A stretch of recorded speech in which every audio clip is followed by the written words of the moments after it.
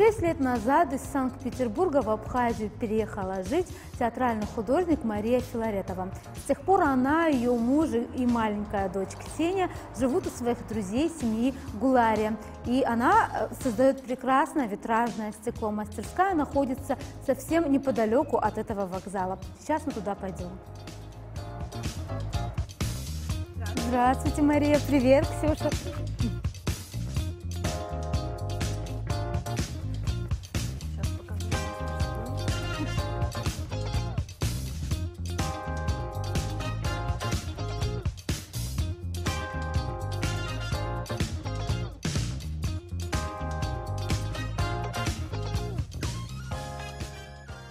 Первый раз я попала в Абхазию в 2002 году.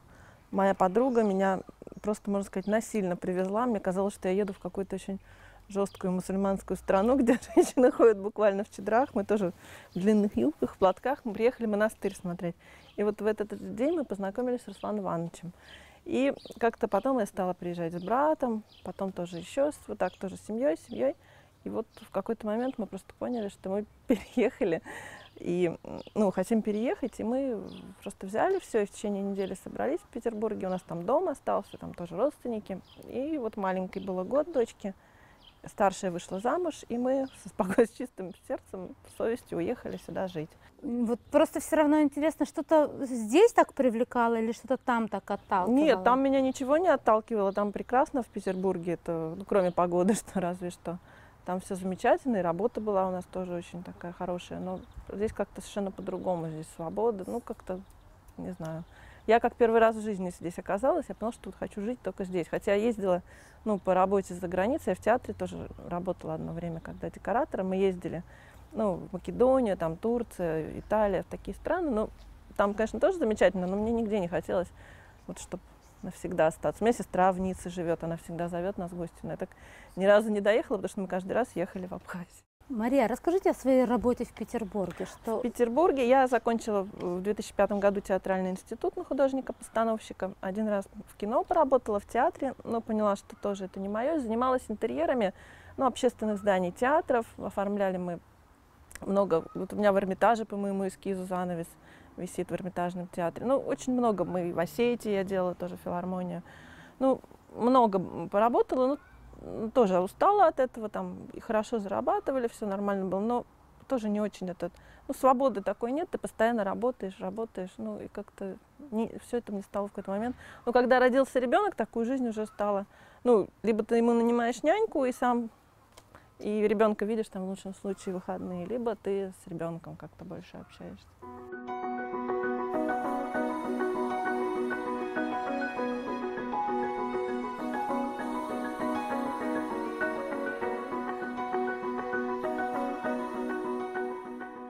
Кто в Абхазии, дом, где вы живете, люди, с которыми вы познакомились? Это Руслан Гулария с Мариной. Мы живем у них дома, в гостях уже, 6 лет. Не знаю, как они нас терпят. Они очень хорошие, добрые люди, замечательные, их очень люблю. И вот то, что мы занимаемся стеклом, это изначально была идея Руслана. Он хотел сделать стеклодувку. Мы стали там узнавать, все считать, но поняли, что, во-первых, это нужен мастер, который этим занимается. Это можно даже там проучиться 5 лет и не быть. Это здоровье, там легкие, это в основном этим мужчины занимаются. Нам подсказал знакомый, говорит, есть такая техника фьюзинг. Витражи, естественно, мы тоже знали, этим я тоже чуть-чуть занималась, имела представление. И мы открыли мастерскую, купили какое-то оборудование и стали этим заниматься. Фьюзинг это что? Это спекание стекла при 800 градусах в печи.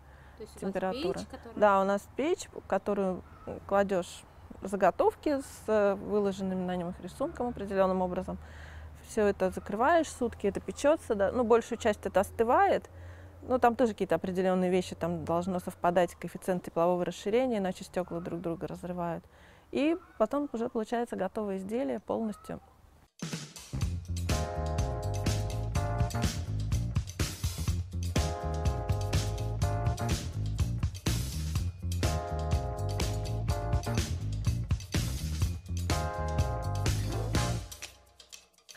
Три техники витража существуют, в которых работаем мы, по крайней мере. Это классический витраж, который делается со свинцовой протяжкой. И, ну, этой техники уже, не знаю, больше 1000 лет точно. Вот все соборы, это свинцовый профиль, в него вставляется, ну, стекло, и все это спаивается. По рисунку, естественно, ну, рисуется эскиз, потом снимается шаблон, вырезается стекло, обтачивается, собирается при помощи витража, и в конце все эти кусочки, они спаиваются. Это вот один Это такой способ. классический, Это классический витраж, вот да. Который на соборах мы видим, Да, витражные да, стекла, да. они Вот это... сделаны. Ну, конечно, у них не было электрических паяльников, Да. как они это делали, для меня вообще загадка, но делали, тем не менее. Следующий витраж — это Тиффани, это начало 20 века. Знаменитые лампы Тиффани, да? Да. Он изобрел эту технику скорее для того, чтобы, ну, какие-то совсем маленькие вот такие кусочки собирать. И вот эта техника, она подразумевает под собой вот лампы, если на свет вот видно, да, туда снизу вставляется электричество. И здесь немного другая технология. Здесь идет медная фольга, каждая деталька оборачивается вот так вот медной фольгой, все это складывается, ну, определенным образом и спаивается. И получается в результате вот тоже цельная такая вещь. И, ну, вот То есть здесь используется фольга, получается? Здесь медная фольга, да, и припой идет. Это все пропаяно вот так вот полностью.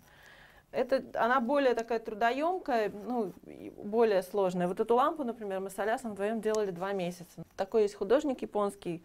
У него куча студентов в Токио, он к нему приезжает, и у него вот на сайте прямо выложено все от, ну, с самого начала, как вот замечательный человек, да, ему лет 70, но очень хороший. Спасибо. То есть ему можно большое. посмотреть и научиться? В принципе, да, конечно. Любой человек может взять и Я научиться. не думаю, что любой, но... Ну, практически. У него работают девушки-японки, в основном вот все это делают, у них маленькие пальчики. Ну, там на самом деле, там, знаете, вот там вот с мой ноготь такие детали вот они делают. Но это что для меня вообще... То есть витраж такой мелкий. Витраж вот в технике Тиффани, но там вот, например, глициния, она вся из цветочков. Ну, очень круто, очень конечно. Тонкая очень работа. тонкая работа, да.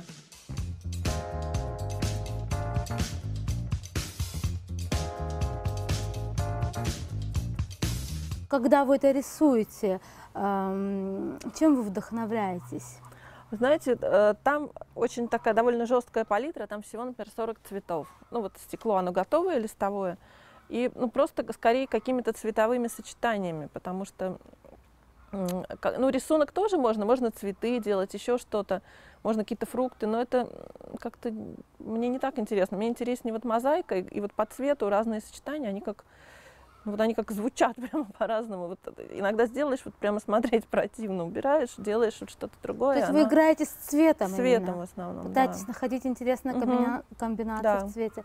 А вот есть такие какие-то особо любимые работы, которые вам кажутся вот особо удачные? Да, есть, конечно, но они, к сожалению, не со мной уже. Они... То есть кто-то другой их оценил тоже, Да. получается. Да. Понятно. А еще я знаю, что дочка... Да, она тоже очень любит этим заниматься. Она выкладывает, причем мне очень нравится с детьми работать, потому что дети, у них как-то сознание не засорено, они придумывают такие техники, которые ты убьешься, ты ее не придумаешь. А вот любой ребенок приходит с улицы, что-то начинает делать, и я вот потом часто, честно говоря, за детьми повторяю, потому что, ну... Вы плагиатите у детей, да, получается. постоянно, потому что дети, вот они... И она так здорово придумала тарелочки делать, я после этого делала тоже такие, но их тоже нету сейчас, по ее технике, по ее Учились у технологии. дочки, у Ксении, Да. получается. Некоторые вещи я беру у детей, да.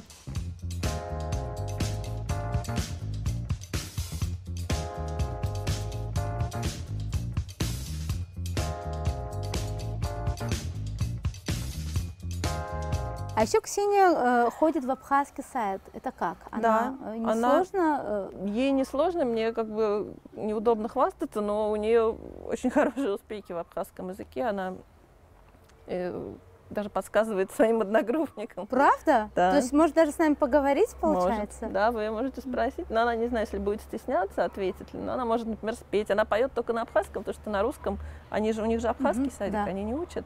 И она как-то на русском песенок практически не знает. Ну надо же, удивительно. Она и выступает всегда у них там, и танцами занимается.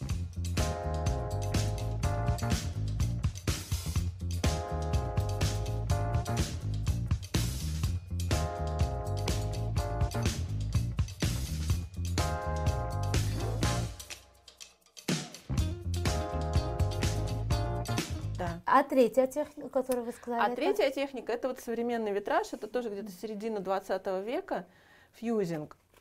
Спекание стекла, там не идет никакого металла, там просто стекла, как правило, на прозрачную основу, либо на какую-то цветную кладется разные кусочки стекла, тоже вырезаются из листового стекла, кладутся на форму, ну, либо это картины какие-то, и в печку, и на сутки, и это становится все монолитом. Удивительно. Вот. Ну, вот эта техника, она, в принципе, настолько, я бы сказала, не сложна, что ей даже может вот ребенок заниматься. Вот у меня дочка, она очень любит эту технику, и она берет какие-то кусочки уже и выкладывает что-то на свой вкус абсолютно, и вот она даже сделала несколько. И потом вы просто ее вот то, как она сложила, да, берете и закладываете в печку, и она вспекается, и получается вот готовое изделие.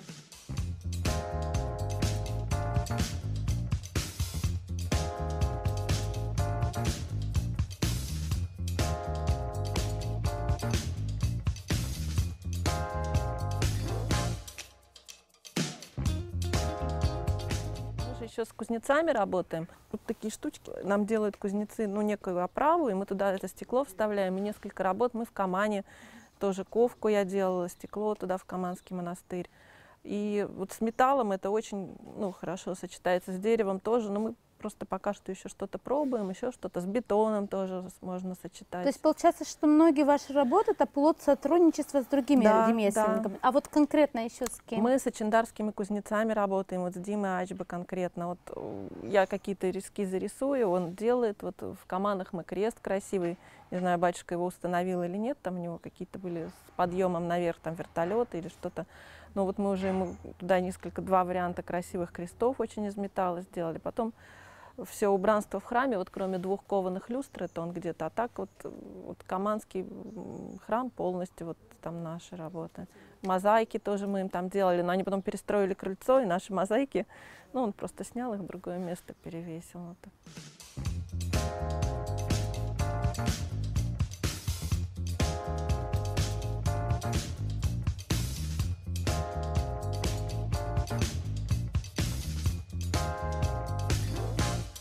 Вот эта техника, она вот, эти стекла, они абсолютно однородным становятся изделием, и ну, не снять, не оторвать это уже просто невозможно.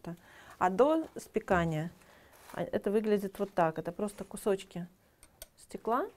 Вот я беру листы, да, ну, допустим, любой лист, да, отрезаю стеклорезом нужный мне кусок, ломаю. Если это какая-то картинка, я кладу на картинку, обвожу маркером, вырезаю, обтачиваю на станке и уже по какому-то рисунку, вот сейчас покажу цветки, например, да, ирисы, да, тоже, ну, та же вот эта техника.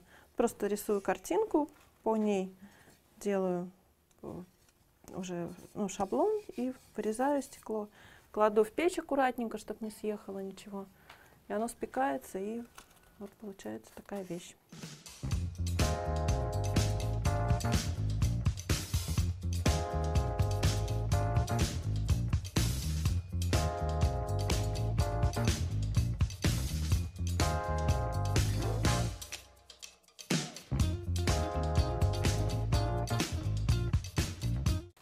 Мне, честно говоря, больше нравится открывать печку, потому что каждый раз ты все равно на 100% не можешь, ну, может и разорвать что-то. Вот у меня один раз такую картину я делала в стоматологии по Хундервассеру.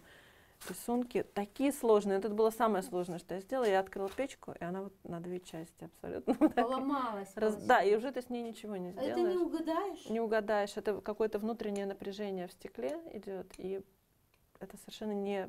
Ну, ты не можешь на это повлиять никак. То есть вам больше всего нравится момент, когда вот уже все должно быть готово, вы открываете, да, и вытаскиваете? Да. То есть где есть результат. Риск, да? Да, да. Не, ну риск, не знаю, риск он всегда есть, ты должен быть готов, кладя туда любую вещь, что ее разорвет. То есть, ну, и вот если что-то срочно тебе надо сделать, и желательно, чтобы у тебя были сутки, переделать это, потому что может вот взять и сломаться. И часто так бывает? Нет, не часто, но бывает. Очень красиво.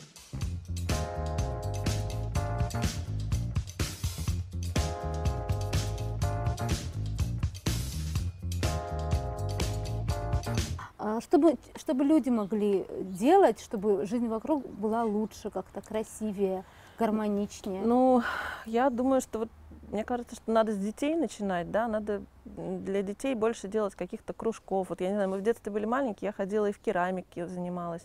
Ну, очень, это раньше же было очень развито, ты мог куда угодно пойти, там, не знаю, от парашютного спорта до там, художественной гимнастики. А сейчас как-то дети, они вот в этом во всем сидят, они... В телефонах. Да, они, в принципе, жизнь это, у них какая-то виртуальная картинка больше перед глазами.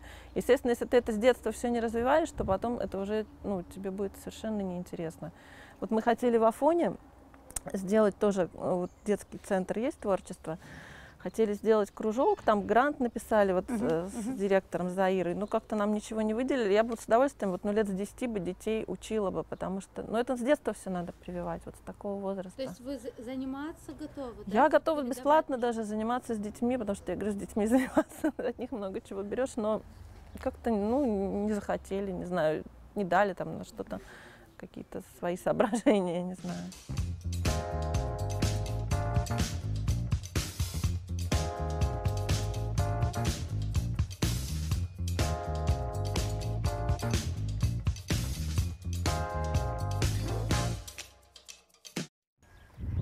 Такой была наша встреча с художницей Марией Филаретова. Теплота и гостеприимство семьи Гулари произвели на нас приятные впечатления. А я с вами на этом прощаюсь. До новых встреч!